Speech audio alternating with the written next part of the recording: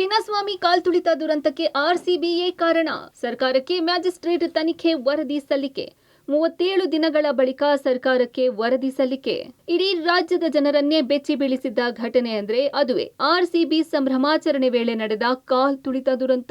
ಹೌದು, ಚಿನ್ನಸ್ವಾಮಿ ಸ್ಟೇಡಿಯಂನಲ್ಲಿ ನಡೆದ ಕಾಲ್ತುಳಿತ ಘಟನೆಯಲ್ಲಿ ಬರೋಬ್ಬರಿ 11 ಮಂದಿ ಯುವಕ ಯುವತಿಯರೇ ಬಲಿಯಾಗಿದ್ದರು. ಆರ್ಸಿಬಿ ಕಪ್ ಗೆದ್ದ ಖುಷಿ ಸಂಭ್ರಮಿಸಲು ಬಂದಿದ್ದ ಅವರು ಕಾಲ್ತುಳಿತಕ್ಕೆ ಸಿಲುಕಿ ಉಸಿರು ಚೆಲ್ಲಿಬಿಟ್ಟಿದ್ದಾರೆ. ಈ ಘಟನೆ ಈಗಲೂ ಕಣ್ಣಿಗೆ ಕಟ್ಟಿದಂತೆ ಇದೆ. ಇದೀಗ ಕಾಲ್ತುಳಿತ ದುರಂತ ಪ್ರಕರಣ ಸಂಬಂಧ ಸರ್ಕಾರಕ್ಕೆ ಮ್ಯಾಜಿಸ್ಟ್ರೇಟ್ ತನಿಖಾ ವರದಿಯನ್ನು ಸಲ್ಲಿಸಲಾಗಿದೆ. ಘಟನೆ ನಡೆದ 37 ದಿನಗಳ ಬಳಿಕ ಈ ರಿಪೋರ್ಟ್ ಅನ್ನು ಜಿಲ್ಲಾಧಿಕಾರಿ ಜಗದೀಶ್ ಅವರು ಸರ್ಕಾರದ ಮುಖ್ಯ ಕಾರ್ಯದರ್ಶಿ ಶಾಲಿನಿ ರಜನೀಶ್ಗೆ ಸಲ್ಲಿಕೆ ಮಾಡಿದ್ದಾರೆ. ಆ ವರದಿಯಲ್ಲಿ ಏನಿದೆ ಅಂತ ನೋಡೋದಾದ್ರೆ, ದುರಂತಕ್ಕೆ ಆರ್ಸಿಬಿ ಕಾರಣ. ಚಿನ್ನಸ್ವಾಮಿ ಕಾಲ್ತುಳಿತ ದುರಂತಕ್ಕೆ 4 ಸಂಸ್ಥೆಗಳು ಕಾರಣ. A1 RCB, A2 DNA, A3 KSCA, A4 ಪೊಲೀಸರು. ವಿಜಯೋತ್ಸವಕ್ಕೆ ಆರ್ಸಿಬಿ ಪೊಲೀಸರ ಅನುಮತಿ ಪಡೆದಿಲ್ಲ. ಆರ್ಸಿಬಿ ಮ್ಯಾನೇಜ್ಮೆಂಟ್ ಫ್ರೀ ಪಾಸ್ ಅಂತ ಘೋಷಣೆ. ಆರ್ಸಿಬಿ ಮ್ಯಾನೇಜ್ಮೆಂಟ್ ನಿರ್ಧಾರವೇ ದೊಡ್ಡ ತಪ್ಪು. ಪೊಲೀಸರ ಅನುಮತಿ ಪಡೆಯದೆ ವಿಜಯೋತ್ಸವಕ್ಕೆ ನಿರ್ಧಾರ. ಆರ್ಸಿಬಿಯ ತರಾತುರಿ ನಿರ್ಧಾರದಿಂದ ಘೋರ ದುರಂತ ಆಗಿದೆ ಎಂದು ವರದಿಯಲ್ಲಿ ಉಲ್ಲೇಖಿಸಲಾಗಿದೆ. ಆರ್ಸಿಬಿ ವಿಜಯೋತ್ಸವದ ವೇಳೆ ನಡೆದ ದುರಂತದ ತನಿಖೆಯನ್ನ ಸರ್ಕಾರ ಜಿಲ್ಲಾಧಿಕಾರಿ ನೇತೃತ್ವದಲ್ಲಿ ತನಿಖೆ ಮಾಡಲಿಕ್ಕೆ ಆದೇಶವನ್ನ ಮಾಡಿತ್ತು. ಜಿಲ್ಲಾಧಿಕಾರಿಗಳು ಪ್ರಕರಣದ ತನಿಖೆಯನ್ನ ಮಾಡಿ ಸರ್ಕಾರಕ್ಕೆ ನಿನ್ನೆ ವರದಿಯನ್ನ ಕೊಟ್ಟಿದ್ದಾರೆ. ಸರ್ಕಾರಕ್ಕೆ ಸಲ್ಲಿಸಿರುವ ವರದಿಯಲ್ಲಿ ದುರಂತಕ್ಕೆ ಆರ್ಸಿಬಿ ಮ್ಯಾನೇಜ್ಮೆಂಟೇ ಕಾರಣ. ಅವರು ತೆಗೆದುಕೊಂಡಂತಹ ಆತುರದ ನಿರ್ಧಾರಗಳಿಂದಲೇ ಈ ದೊಡ್ಡ ಮಟ್ಟದ ದುರಂತಕ್ಕೆ ಕಾರಣವಾಗಿದೆ ಅನ್ನುವಂಥದ್ದನ್ನು ವರದಿಯಲ್ಲಿ ಉಲ್ಲೇಖ ಮಾಡಿದ್ದಾರೆ ಅನ್ನುವಂಥ ವಿಚಾರಗಳು ಈಗ ತನಿಖೆಯಿಂದ ಬೆಳಕಿಗೆ ಬರ್ತಿರುವಂಥದ್ದು. ಕರ್ತವ್ಯ ಲೋಪವೆಸಗಿದ ಅಧಿಕಾರಿಗಳ ವಿರುದ್ಧ ತನಿಖೆಗೆ ಶಿಫಾರಸು. ಪೊಲೀಸರ ವಿರುದ್ಧ ದಂಡನೀಯ ಪ್ರಕರಣ ದಾಖಲಿಸಲು ಶಿಫಾರಸು. 1650 ಪೊಲೀಸರು ಭದ್ರತೆಗೆ ನಿಯೋಜನೆ ಆಗಿದ್ದು ಸುಳ್ಳು. ಇನ್ನು ಮೈಕಲ್ ಡಿ ಕುನ್ಹಾ ನೇತೃತ್ವದ ಏಕಸದಸ್ಯ ತನಿಖಾ ಆಯೋಗ ಚಿನ್ನಸ್ವಾಮಿ ಸ್ಟೇಡಿಯಂನಲ್ಲಿ ಕಾಲ್ತುಳಿತ ಪ್ರಕರಣದ ತನಿಖಾ ವರದಿಯನ್ನು ಸಿಎಂ ಸಿದ್ದರಾಮಯ್ಯ ಅವರಿಗೆ ಸಲ್ಲಿಸಿದ್ದಾರೆ. ವರದಿಯಲ್ಲಿ ಅಧಿಕಾರಿಗಳ ವಿರುದ್ಧ ಪ್ರಾಸಿಕ್ಯೂಷನ್ಗೆ ಸಮಿತಿ ಶಿಫಾರಸು ಮಾಡಿದೆ. ಘಟನೆಯಲ್ಲಿ ಪೊಲೀಸರ ವೈಫಲ್ಯವೂ ಇದೆ. ಜೊತೆಗೆ ಕಾರ್ಯಕ್ರಮದ ಆಯೋಜಕರು ಕಾರಣಕರ್ತರು ಎಂದು ವರದಿಯಲ್ಲಿ ಉಲ್ಲೇಖಿಸಿದೆ. ಆರ್ಸಿಬಿ, ಡಿಎನ್ಎ, ಕೆಎಸ್ಸಿಎ ಮತ್ತು ಪೊಲೀಸರ ವಿರುದ್ಧ ದಂಡನೀಯ ಪ್ರಕರಣ ದಾಖಲು ಮಾಡಬಹುದು ಅಂತಲೂ ತಿಳಿಸಿದೆ. ವರದಿಯಲ್ಲಿ ಚಿನ್ನಸ್ವಾಮಿ ಸ್ಟೇಡಿಯಂ ಗೇಟ್ಗಳ ಗಾತ್ರವು ಅತ್ಯಂತ ಚಿಕ್ಕದಾಗಿತ್ತು. ಫೈರ್ ಸೇಫ್ಟಿ ವ್ಯವಸ್ಥೆ ಇರಲಿಲ್ಲ. ತುರ್ತು ವಾಹನ, ಆಂಬ್ಯುಲೆನ್ಸ್ ವ್ಯವಸ್ಥೆ ಅಪೂರ್ಣವಾಗಿತ್ತು ಎಂಬುದನ್ನು ವರದಿಯಲ್ಲಿ ತಿಳಿಸಲಾಗಿದೆ. ಅಷ್ಟೇ ಅಲ್ಲದೆ 1650 ಪೊಲೀಸ್ ಅಧಿಕಾರಿಗಳು ಭದ್ರತೆಗೆ ನಿಯೋಜನೆ ಆಗಿತ್ತು ಎಂಬುದು ಸುಳ್ಳು. 800ಕ್ಕಿಂತಲೂ ಕಡಿಮೆ ಜನ ಕೆಲಸದಲ್ಲಿ ನಿಯೋಜನೆ ಆಗಿದ್ದರು ಎಂಬುದನ್ನು ಕುನ್ಹಾ ವರದಿಯಲ್ಲಿ ಬಹಿರಂಗವಾಗಿದೆ. ಇನ್ನಷ್ಟು ಸ್ಫೋಟಕ ಅಂಶಗಳನ್ನು ನೋಡೋದಾದ್ರೆ, ಪೊಲೀಸರ ವಿರುದ್ಧ ಎಫ್ಐಆರ್ಗೆ ಶಿಫಾರಸು. ಅಧಿಕಾರಿಗಳ ವಿರುದ್ಧ ಇಲಾಖಾ ತನಿಖೆಗೆ ಸಮಿತಿ ಶಿಫಾರಸು.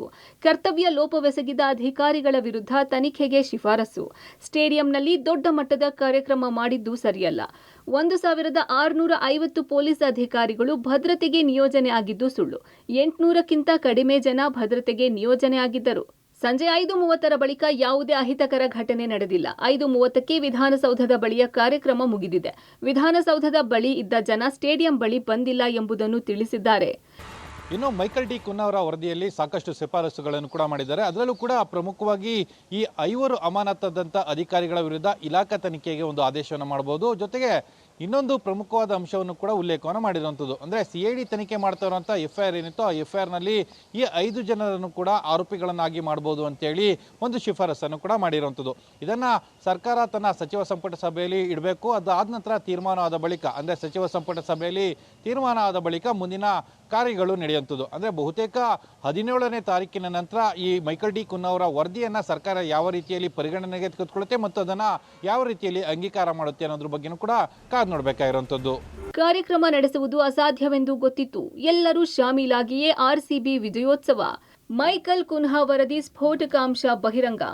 ಇನ್ನು ಚಿನ್ನಸ್ವಾಮಿ ಸ್ಟೇಡಿಯಂ ಕಾಲ್ತುಳಿತಕ್ಕೆ 11 ಮಂದಿ ಬಲಿ ಪ್ರಕರಣ ಸಂಬಂಧ ಸರ್ಕಾರಕ್ಕೆ ನ್ಯಾಯಮೂರ್ತಿ ಮೈಕಲ್ ಡಿ ಕುನ್ಹಾ ಕೂಡ ವರದಿ ಸಲ್ಲಿಸಿದ್ದಾರೆ. ಈ ವರದಿಯಲ್ಲಿ ಮತ್ತಷ್ಟು ಸ್ಫೋಟಕಾಂಶ ಬಹಿರಂಗವಾಗಿದೆ. ದುರಂತಕ್ಕೆ ಆರ್ಸಿಬಿ, ಡಿಎನ್ಎ, ಕೆಎಸ್ಸಿಎ ಪೊಲೀಸರು ಹೊಣೆಗಾರರು. ಜೊತೆಗೆ ಕಾರ್ಯಕ್ರಮ ನಡೆಸುವುದು ಅಸಾಧ್ಯವೆಂದು ಗೊತ್ತಿತ್ತು. ಹೀಗಿದ್ದರೂ ಎಲ್ಲರೂ ಶಾಮೀಲಾಗಿ ಕಾರ್ಯಕ್ರಮ ನಡೆಸಿದ್ದಾರೆ. ಇದರಲ್ಲಿ ಎಲ್ಲರ ಕರ್ತವ್ಯ ಲೋಪ, ನಿರ್ಲಕ್ಷ್ಯತನ ಎದ್ದು ಕಾಣುತ್ತಿದೆ ಎಂದು ವರದಿಯಲ್ಲಿ ಉಲ್ಲೇಖಿಸಿದ್ದಾರೆ. ಕುನ್ಹಾ ವರದಿಯಲ್ಲಿ ಏನಿದೆ ಅಂತ ನೋಡೋದಾದ್ರೆ, ಕುನ್ಹಾ ವರದಿಯಲ್ಲಿ ಏನಿದೆ?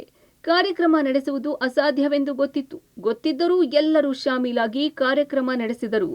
ಎಲ್ಲರ ಕರ್ತವ್ಯ ಲೋಪ, ನಿರ್ಲಕ್ಷ್ಯತನ ಎದ್ದು ಕಾಣುತ್ತಿದೆ. ಪೊಲೀಸ್ ಬಂದೋಬಸ್ತ್ ವ್ಯವಸ್ಥೆ ಸಮರ್ಪಕವಾಗಿರಲಿಲ್ಲ. ಕ್ರೀಡಾಂಗಣದ ಒಳಗೆ ಇದ್ದದ್ದು 79 ಪೊಲೀಸರು ಮಾತ್ರ. ಹೊರಗೆ ಪೊಲೀಸರು ಇರಲಿಲ್ಲ, ಆಂಬ್ಯುಲೆನ್ಸ್ ಇರಲಿಲ್ಲ.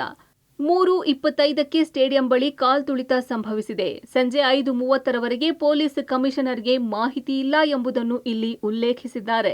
ಇನ್ನು ಆರ್ಸಿಬಿ ವಿಜಯೋತ್ಸವದ ವೇಳೆ ನಡೆದ ದುರಂತದ ಬಗ್ಗೆ ಹೆಚ್ಚುವರಿ ತನಿಖೆ ನಡೆಸಬೇಕೆಂದು ನ್ಯಾಯಮೂರ್ತಿ ಮೈಕಲ್ ಡಿ ಕುನ್ಹಾ ಶಿಫಾರಸು ಮಾಡಿದ್ದಾರೆ. ವರದಿ ಸಂಬಂಧ ಪ್ರತಿಕ್ರಿಯಿಸಿರುವ ಸಿಎಂ ಸಿದ್ದರಾಮಯ್ಯ, ಈಗ ಕುನ್ಹಾ ಅವರು ವರದಿ ಕೊಟ್ಟಿದ್ದಾರೆ. 2 ವಾಲ್ಯೂಮ್ನಲ್ಲಿ ವರದಿ ಇದೆ. ಮುಂದಿನ ಕ್ಯಾಬಿನೆಟ್ನಲ್ಲಿ ವರದಿ ಮಂಡಿಸುತ್ತೇವೆ. ಕ್ಯಾಬಿನೆಟ್ನಲ್ಲಿ ವರದಿ ಶಿಫಾರಸು ಬಗ್ಗೆ ಚರ್ಚೆ ಮಾಡಿ ಕ್ರಮ ತೆಗೆದುಕೊಳ್ತೀವಿ ಎಂದರು.